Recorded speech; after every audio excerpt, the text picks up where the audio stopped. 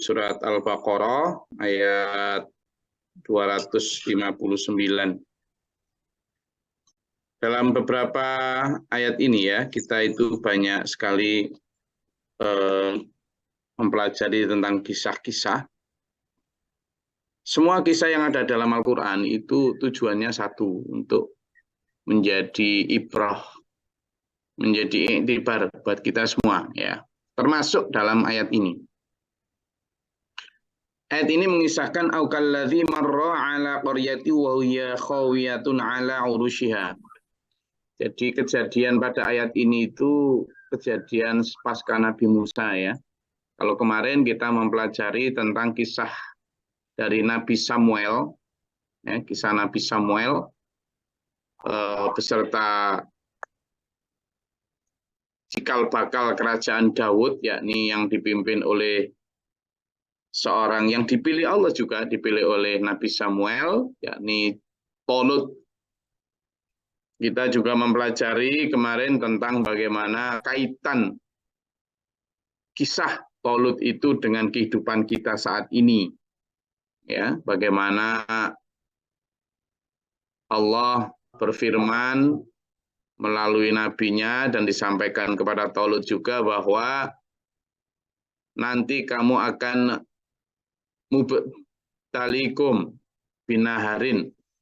Kamu akan diuji dengan sebuah sungai setelah berpanas-panas ria melalui padang pasir. Tapi orang yang selamat adalah orang yang mengambil seteguk saja. Nah, bagaimana kaitannya dengan kita? Kemarin kita sudah pelajari semua itu.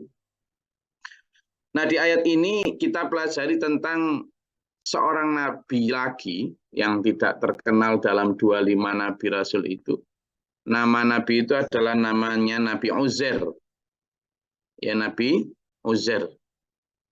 Nabi Uzair. Nah, Nabi Uzair ini kelak orang Bani Israel padahal awalnya ya nggak terlalu mengimani, mereka juga mendustakan. Tapi begitu Nabi Uzair ini wafat, malah Nabi Uzair ini yang dipuja-puja sebagai anak Allah. Uzair ibnullah katanya.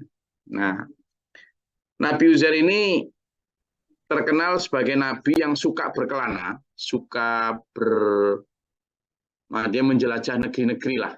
Itu.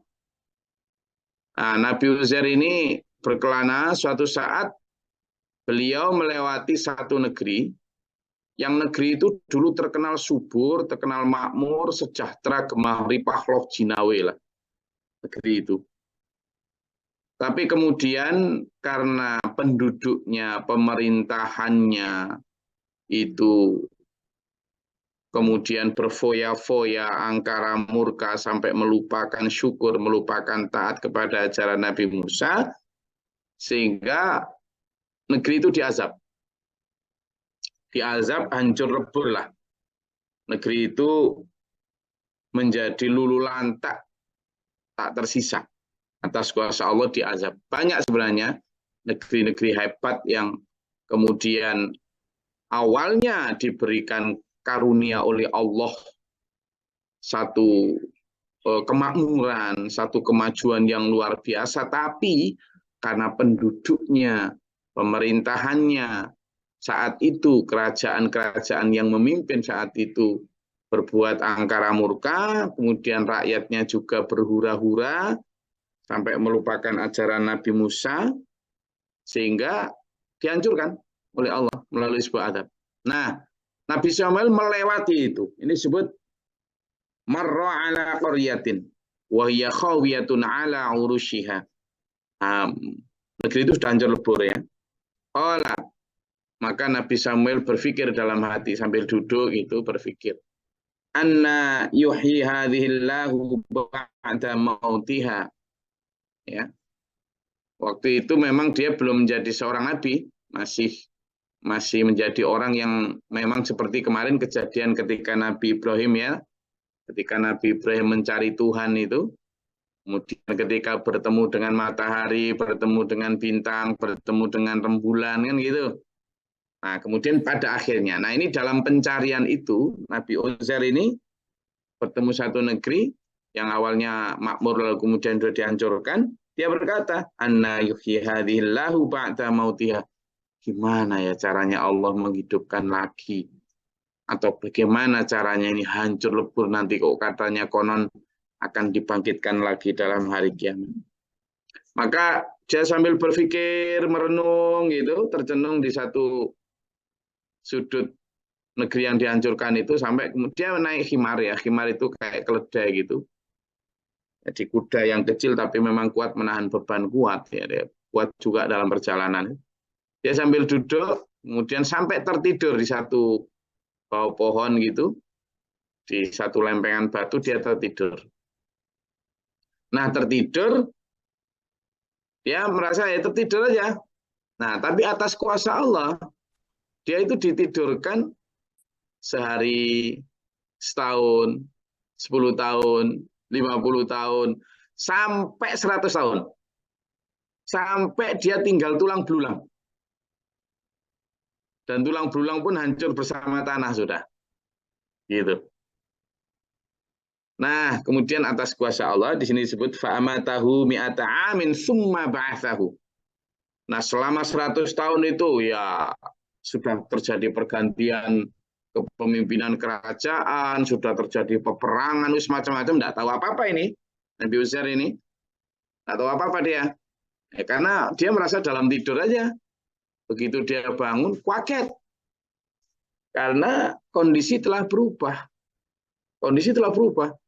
Di depannya ada gedung-gedung megah. Kemudian rakyat juga sudah makmur kembali. Dan seterusnya. Dia kaget. Kemudian seorang malaikat atas kuasa Allah diperintah untuk mendatangi si Uzair itu. Lalu bertanya. Di sini disebut. Qala, kam labitha. Kamu tadi tidur berapa lama gitu? Kamu tadi di situ duduk istirahat di situ berapa lama gitu? Lagi-lagi loh paling saya kata Nabi Uzair, qala labistu yauman au ba'da yaum. Paling kalau nggak sehari ya setengah hari lah. Tadi nyenyak banget ya tidurku itu. Gitu. Karena memang di bawah pohon itu ya. Ya tadi di bebatuan gitu. Jadi selama sehari atau setengah hari katanya. Maka Pak malaikat yang Allah perintah itu berkata, qala bal labitha mi'ata amin. Enggak, kok sehari gimana? Setengah hari kamu tadi itu tertidur atau dimatikan Allah dalam waktu 100 tahun. Kaget Nabi Uzair. Loh masa? Loh iya. Qala, kata Allah, coba toh, fangdur.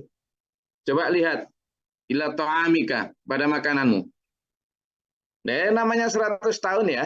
100 tahun itu kan, jangankan 100 tahun, makanan nggak sudah berubah ya. Nah, makanannya Nabi Uzair itu yang dia bawa bekal di himarnya itu ternyata masih utuh. Minumannya juga masih utuh. Ila ta'amika wa syarabika lam yatasannah. Tidak berubah belas itu. Coba lihat aja kata Allah. Nah, ketika dia lihat tidak berubah masih ya terus kenapa? Nah, coba sekarang kamu ke pasar atau tanya lihat makananmu sama makanan yang ada di tempat itu. Beda enggak? Nah, sekarang kalau kita lihat makanan kita yang sekarang anak-anak muda ini, makanan sampean-sampean ini yang sudah seumuran saya ke atas lah. Kita ini sudah umur hampir 50 ini. Makanan-makanan kita ini rata-rata dulu makanannya apa? Ayo coba. Makanan kita rata-rata apa dulu? Bulgur, Gus. Olah kayane bulgur. Olah. Singkong, Gus. Olah Tiwul, bulgur Gus. itu. Tiwul. Singkong. Ada tiwul. Terus apa lagi? Masih jagung. Londongan. Masih jagung. Wis. Iya, nasi jagung, Gus. Sama ngerti ganyong. Sama ngerti Ngertos, ganyong. Gus. Ngertos, Gus. Ngertos. Ganyong itu kayak bentul itu loh ya. Garut. Oh, Iya kan? kayak Nah, tapi Garut. itu biasanya bikin pati itu.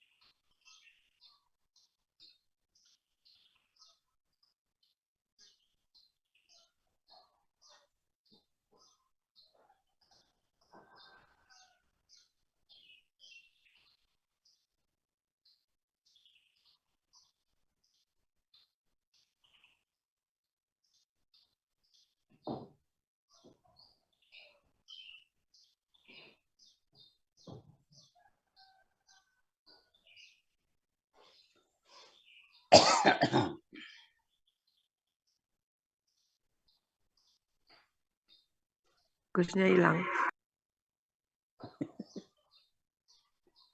Sinyalnya kurang bagus.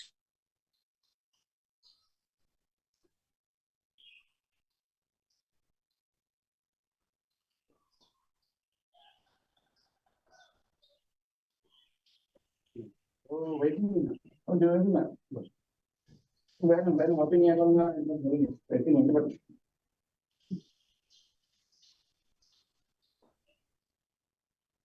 Maaf tadi terpotong. Jadi kalau kita lihat ya dulu, kalau kita lihat bersama itu kelihatan betul. Sekarang anak-anak itu udah nggak tahu lah.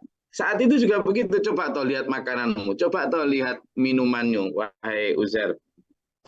Nah, begitu dilihat betul ke pasar kaget ya. Oh iya, tanya ya. Ini tahun berapa? Nah, misalnya beliau tertidur tahun 1923 misalnya. Kemudian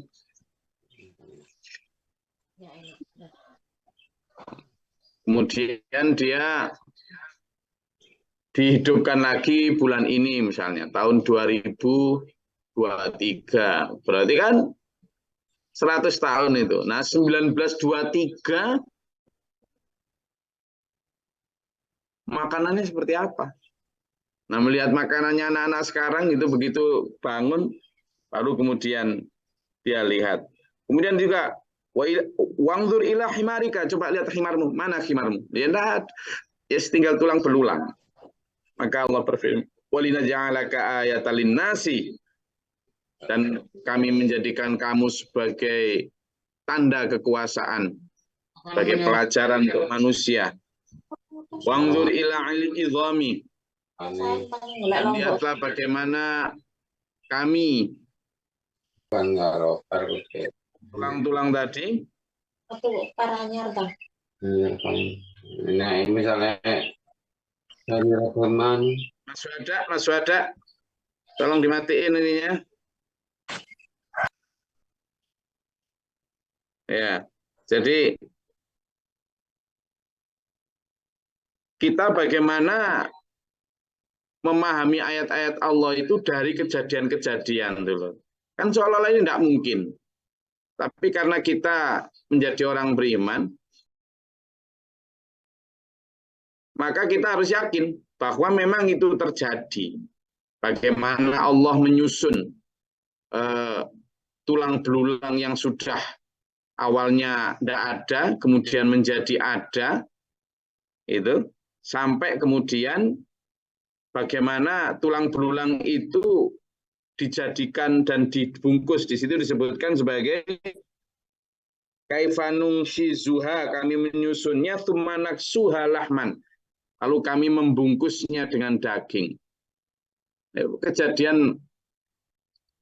Proses kejadian manusia itu kan luar biasa ya, Telur ya. Pengen kita bersama-sama benar-benar mengagumi ciptaan Allah itu sebagai satu bukti dan juga pendorong kita untuk lebih beriman kepada Allah dalam segala sisi. Karena ya Allah, saya kadang kalau mengagumi ciptaan Allah itu dari sisi ini aja loh dulu.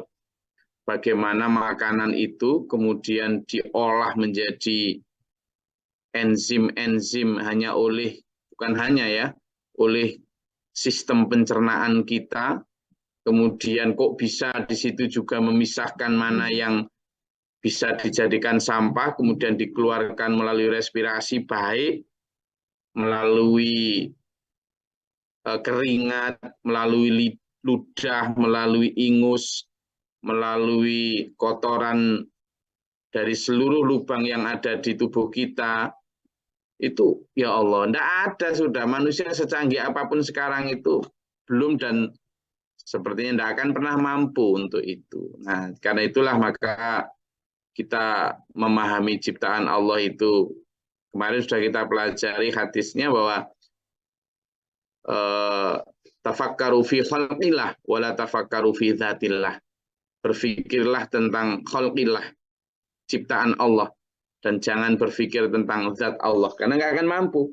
Maka setelah tahu dengan fakta itu, falamma tabayyana lahu qala, maka setelah jelas tabayyanahu, jelas kejadian itu, maka dia berkata, qala a'lamu annallaha ala kulli syai'in qadir, sungguhnya Allah Maha Kuasa atas segala sesuatu. Saya ingin menunjukkan ya, bagaimana kejadian manusia itu benar-benar seperti yang disampaikan oleh Al-Quran. Ada sebuah video ya tentang bagaimana proses kejadian manusia. Videonya panjang, tapi saya ingin menyingkat saja untuk pelajaran kita pada pagi hari ini. Bagaimana mulai proses manusia masuknya spermatozoa ke dalam rahim ibu, kemudian berenang di dalam cairan di sana sampai sekian juta, sekian miliar sperma itu terdiri dari bibit manusia, tapi berapa buah yang bisa nyampe di sana, sampai di sana pun kemudian nempel, seberapa kuat dinding itu bisa menahan, dan seterusnya. Betapa kuasa Allah itu, ya Allah, istilah manusia kalau tidak segera berucap subhanallah itu rugi banget ya. Karena itu saya ingin setiap ayat yang kita baca dulur itu harusnya semakin memantapkan keimanan kita kepada kebesaran, kekuasaan, dan keagungan Allah ya. Sehingga ini yang harus kita pahami secara lebih mendalam. Oke, jadi ini ada sebuah video saya ingin share juga tentang bagaimana. Jadi kalau kita lihat ya, mulai dari sini ya, ini adalah perjuangan bibit manusia ya. Kalau di situ sama melihat itu mereka berenang untuk bisa sampai di tujuannya, yakni tujuannya itu adalah membuai indung telur ya. Dari sini lanjut, ini kan uterus manusia sampai ini kan miliaran ya. Jadi yang berenang, kalau yang keluar dari tulang sulbi laki-laki masuk ke rahim perempuan itu miliaran, tapi yang bisa nyampe sampai membuai indung telur itu hanya sedikit itu. Nah, ini kita lihat ada yang kayak kecil-kecil kayak cacing itu. Nah, itu kan tadinya miliaran menembus semua ini. Nah, proses itu kita tidak tahu sama sekali itu loh. Hanya Allah yang tahu. Nah, itu sampai akhirnya, nah itu indung telur yang akan dibuai, yang akan ditembus oleh ini kan berada dalam cairan, ini kan yang bisa. Nah, ini ada beberapa yang bisa nyampe, ada yang mati di tengah jalan. Nah, ini berusaha menembus dinding telur seorang perempuan. Ada yang masuk, gitu. Kita lihat prosesnya luar biasa.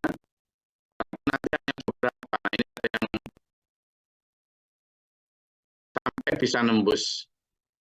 Nah, ketika yang bisa nembus hanya beberapa aja nih, dari sekian ratus tadi, sekian miliar tadi bahkan disebutkan. Nah, ketika dia bisa tembus seperti ini, jadi nah ini makhluk hidup ini adalah berada dalam cairan itu loh. Ketika ada satu, nah ada yang nggak tembus toh, maka dia kemudian mati. Nah, yang tembus inilah yang kemudian secara luar biasa atas kuasa Allah kemudian berproses di dinding rahim ibu. Ya, dari 1 hari, 1 minggu, nah ini luar biasanya. Nah, ini kita tidak tahu apa-apa proses ini. Nah, berubah kemudian menjadi, ya kan? Kata Allah setitik darah, kemudian segumpal darah.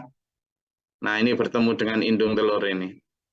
Nah, ini yang disebut proses ini zigot atau bertemunya sel telur laki-laki yang sperma dan bertemunya ovarium tadi. Lalu dia mulai menggelinding ke dinding rahim ibu. Dan luar biasanya Allah menciptakan dinding rahim ibu ini itu penuh dengan enzim yang penuh nutrisi untuk memastikan bahwa ini berkembang dan tercukupi nutrisinya dalam perkembangan menjadi tubuh manusia itu.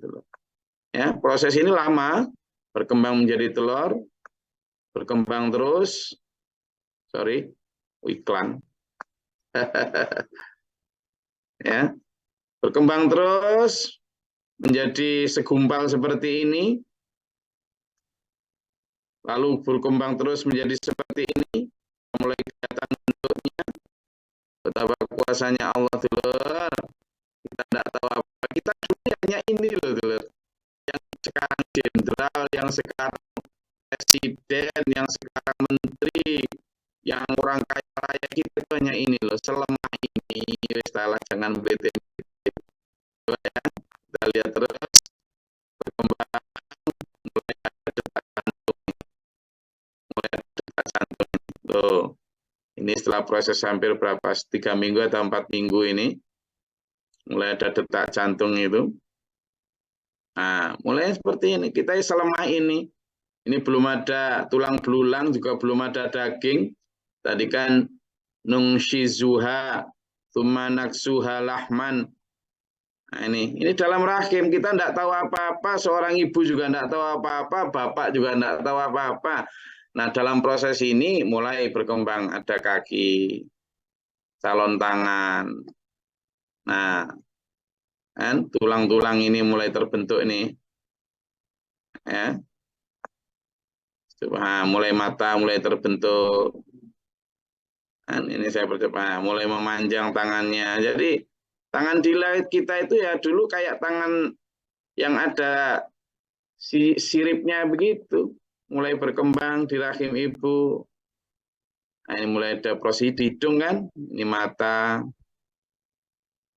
Mulai kelihatan. Ini loh kita dulur dulu. Nah, tangan mulai dibentuk. Mulai Allah membalutnya dengan daging. Ini kita dulu. Ya. Jadi, proses animasi ini menggambarkan betapa Allah itu maha benar. Nah, ini ada telinga, mulai berbentuk, mata pun mulai kelihatan. Proses ini betapa kuasanya Allah, mata kita tidak kelilipan. Nah, kita mulai gerak, ya. Nah, sel-sel otak mulai terbentuk. Nah, itu kita sudah mulai berpikir itu, makanya ketika seorang ibu hamil diperintahkan banyak berzikir, diperintahkan banyak membaca ayat suci Al-Quran, supaya apa? Simpul-simpul elektrik otak itu sudah mulai menerima getaran asma Allah, supaya anak kita yang lahir itu benar-benar, nah ini sudah mulai gerak ini. Ya, mulai nendang-nendang. Dulu Pak Maju kan pas hamil, Pak Maju kan pas hamil. Gimana rasanya? Apakah nendang-nendang juga itu? Nah, ini ngikut-ngikut ini sudah mulai. Tuh, lihat sudah mulai menghisap apa ini tangannya untuk latihan kekuatan mulutnya dan seterusnya. Dan mulai jenis kelaminnya dan seterusnya, telur ya. Sampai nanti kemudian lahir. Nah, proses ini semua ya, pilihan DNA dan semuanya itu adalah proses yang hanya Allah yang tahu. Nah, kita aja yang kadang ini kurang dalam bersyukur memahami ciptaan Allah. Ya, jadi itu tadi kisah Nabi Uzair yang saya hubungkan dengan bagaimana penciptaan manusia. Jadi Nabi Uzair satu di antara nabi yang diutus oleh Allah di masa pasca Nabi Musa. Dan dia satu di antara tanda kuasa Allah dimatikan dalam waktu 100 tahun. Oke, monggo, ada yang mau ditambahkan, silakan.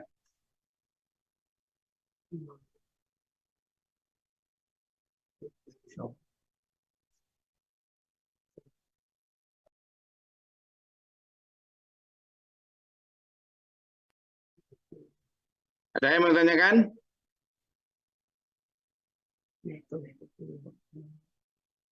Atau ditambahkan tentang ayat ini, tentang kisah. Jelas guys, jelas semua guys, tentang kisah Nabi Uzair ya.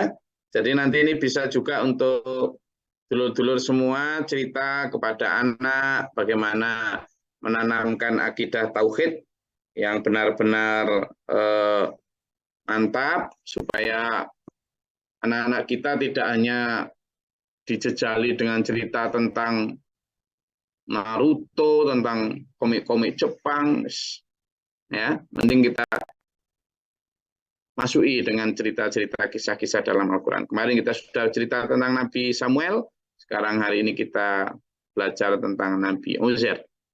Ada lagi yang mau disampaikan?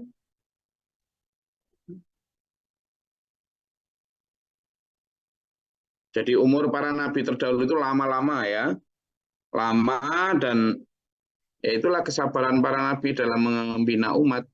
Tapi memang Bani Israel itu banyak sekali ya nabi-nabi yang diutus di kalangan mereka, cuma kebanyakan mereka yaitu tadi banyak yang ingkar.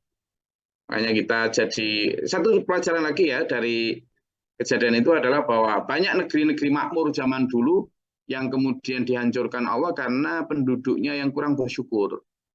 Ya, pemerintahnya yang kufur, pendidiknya yang kurang bersyukur, akhirnya diadab Allah.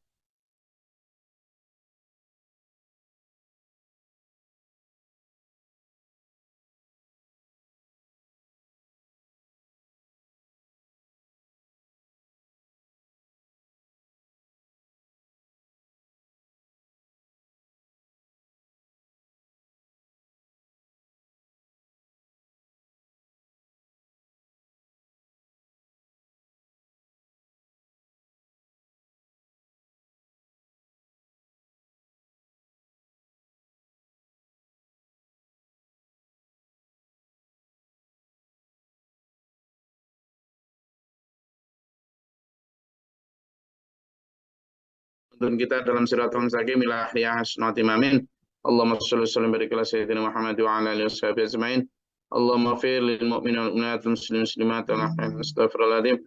Allahumma atina fi man hadayt wa afina fi man afayt wa lana fi man tawallayt wa barik lana fi ma atayt wa qina syarra ma qadayt fa innaka taqdi wa la yuqda alayka. Wa atubu ilaika. Allahumma daf'ana al-bala wal waba qad al-hasdina min al-jinni wa syaitan wa kafar. ربنا نجنا ولنا شافنا من القوم الظالمين ربنا ولا تجعلنا في القوم الظالمين اللهم ارفع درجتنا في الدنيا والآخرة وحسن الخاتمة ربنا آمنا فاكتبنا مع الشاهدين ربنا لا تزغ قلوبنا بعد إذ هديتنا وهب لنا من لدنك رحمة إنك أنت الوهاب ربنا ولا تحملنا ما لا طاقة لنا به واعف عنا واغفر لنا وارحمنا أنت مولانا فانصرنا من الكافرين ربي أعوذ بك من همزات الشياطين وأعوذ بك ربي يحضرون رب اشرح لنا صدرنا ربنا اجعلنا مسلمين لك ومن ذريتنا أمة مسلمة لك وأرنا ونسلم ربنا آتنا في الدنيا حسنة وفي الآخرة حسنة وقنا عذاب النار رب اغفر لي ولأخي ولوالدتي ولذريتنا ونسق بنا وادخلنا في رحمتك سبحان ربك رب العزة عما يصفون اللهم افتح لنا باب السماء باب رحمتك اللهم أنزل علينا رحمة بعدد قد الأمطار وعدد وريح الأحجار وعدد رمي البحار وبقاء الأرض سبحان ربك رب العزة عما يصفون سلام على المرسلين Alhamdulillahirabbil alamin. Wassalamualaikum warahmatullahi wabarakatuh. Waalaikumsalam warahmatullahi wabarakatuh. Jazakallahu khair, Gus.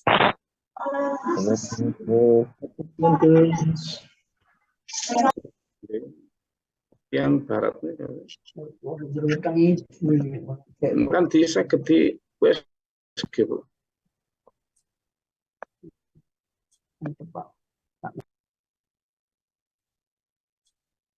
Alhamna bil Qur'an waj'alna imama